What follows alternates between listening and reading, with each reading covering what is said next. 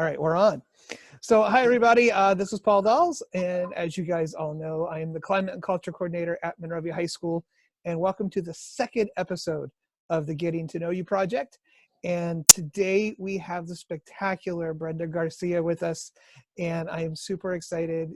She is one of the most positive, loving people on our campus and in our world, and I think it is a great chance for those of you that don't get to see her, if you don't get called into that office very much, or you don't see her around campus.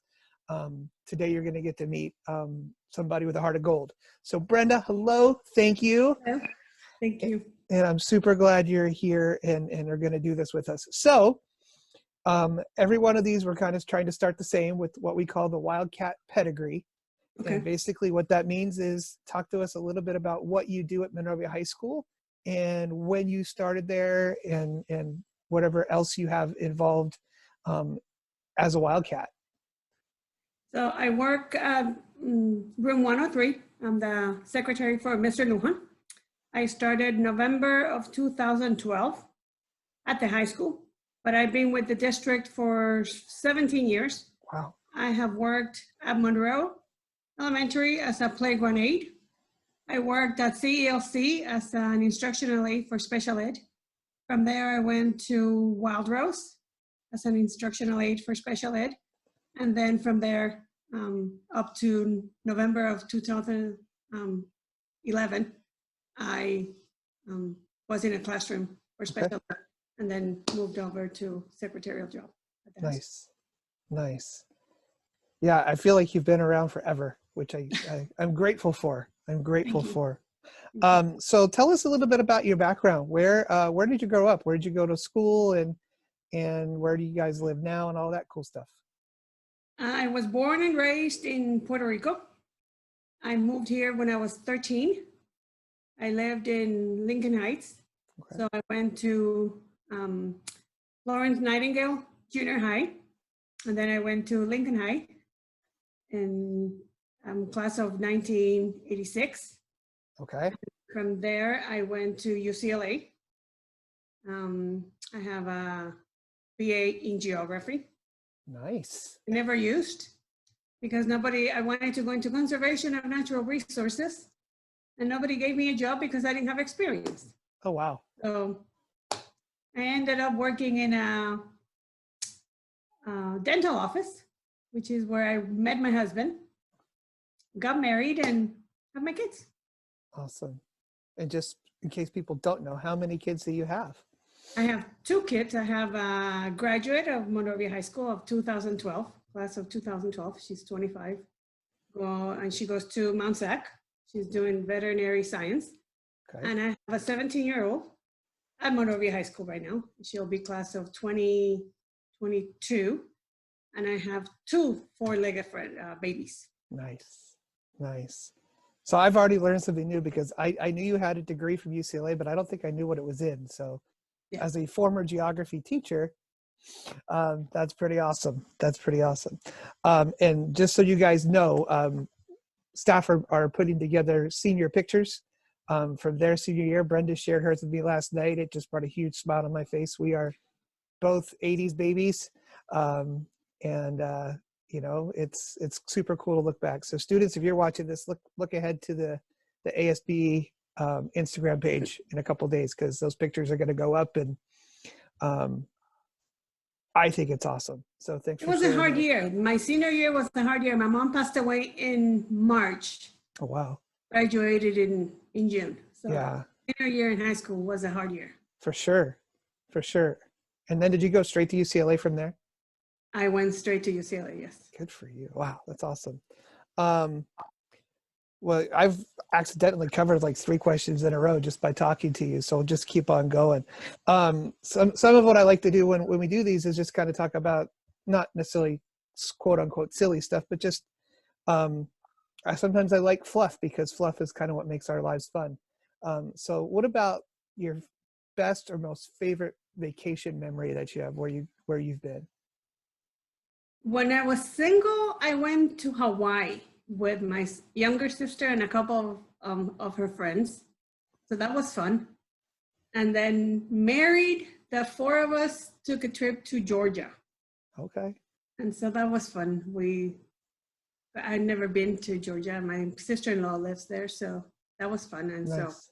in a couple of years, our plan is to move out to Georgia. Oh, really? But we'll see if that works out. We'll see what the Lord has. You're going to be neighbors with Mrs. Lockard? Yes, yes. We talked about it before she moved out there. Nice. Nice. All right. I didn't know that was part of the plan. That's awesome. Yes.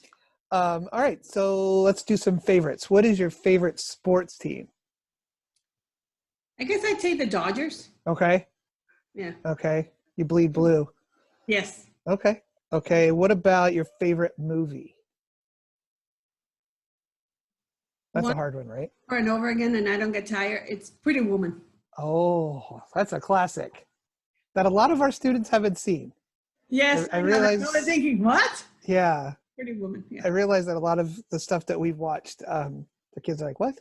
What? What My is kids, it? we watched Titanic for the first time last night with the kids. Oh, really? Yeah. I took Carmine to see that when she was 3. Wow. The whole movie. That's a long time to sit.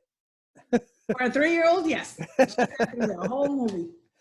What about your favorite book? I don't know if I have a favorite book. I don't know. That's a good one. I say sometimes I barely have time to read my Bible, so when I read a book, I don't know. Okay. I'm gonna pass on that one. You're allowed to pass. This is, this is your show. This is your show. One of my favorite things to ask, and sometimes people like the question and they don't. I got it from Houston Kraft, who does Character Strong. When I went to a training, instead of a name badge, you have to write your theme song. And that's how you go by for part of your training is your theme song.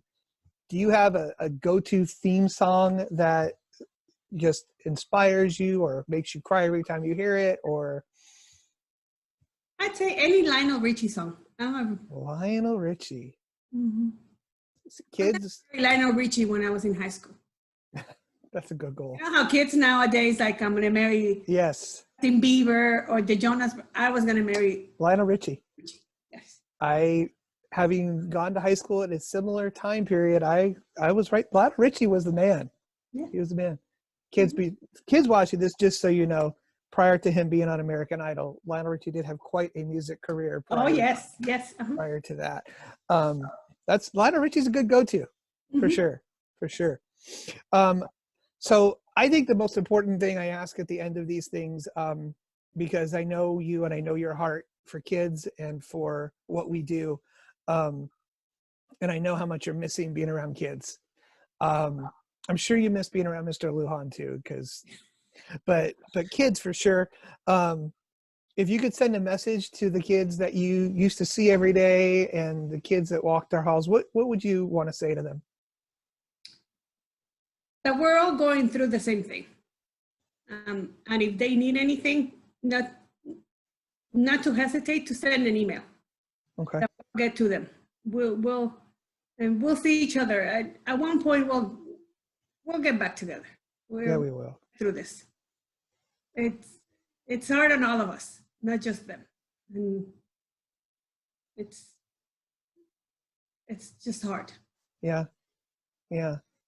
I wanted to ask you one more thing, because I think it's, we don't always know what people are going through and dealing with on a daily basis. And I always tell my kids, my leadership kids, part of what you're doing is you have to remember that people are, reacting and measuring in different ways. What do you, I know you deal with MS. That's what I'm trying to ask the question. I'm trying to put it in the right words. Can you talk a little bit about your fight with MS? And I just marvel at you and from afar through Facebook and through our interactions over the years, I know that it is something you just refuse to beat you. And can you talk a little bit about it? I was diagnosed in 2015, and it was just, it started Christmas of 2014. Okay. And it's a thing that it's a disease that affects the nervous system. It's either the brain, your spine, and the optic nerves. And for me, it started with the optic nerve. It started in my eye. I got up one day and I couldn't see. I could see around, but I couldn't see what was in front of me. And when I went to the doctors, the ophthalmologist, the first one that saw me told me it was just a very dry spot in my eye. And I said, oh, okay, I'll put drops. But then when I kept researching, because it wouldn't go away, I kept going back. And then the second doctor told me, not that you have it, my wife has the same thing, and she has MS. So that was the first time I ever heard that word. So then as you keep looking in the internet and you keep searching to see what's happening, there were different things that were happening to my body and myself. And I kept putting things together. And so the last thing that I just couldn't do, my left leg, they call it a drop foot. I couldn't walk. I dragged my leg. So I took myself to the urgent care. They thought I was having a stroke. Wow. So within 3 days, I had 3 MRIs, 1 CAT scan, and a spinal tap. Wow. By the end of the spinal tap, they told me it's looking like it's MS, which it was kind of shocking, but it wasn't oh, this is something new, because I had already been looking at it. So I spent 7 days in the hospital they were giving me steroids. It's really hard and weird when you're trying to walk or wiggle your toes and you can't. Yeah. Because your body is not reacting. So that is the biggest thing that MS does. Your body is eating the outside covering of the nervous system. So the directions from your brain to the other parts of your body there's a disconnect. Right. So the doctor told me, I'm going to tell you something and just take it to heart. You have this disease doesn't have you. So that's something that keeps me going. Yeah. I have a disease, but it doesn't have me. I have 2 kids and a husband that need me, and all the kids are school. I have a job. And so when I get up every morning, it's like, I'm up, I can walk, I'm breathing, and I have to keep going.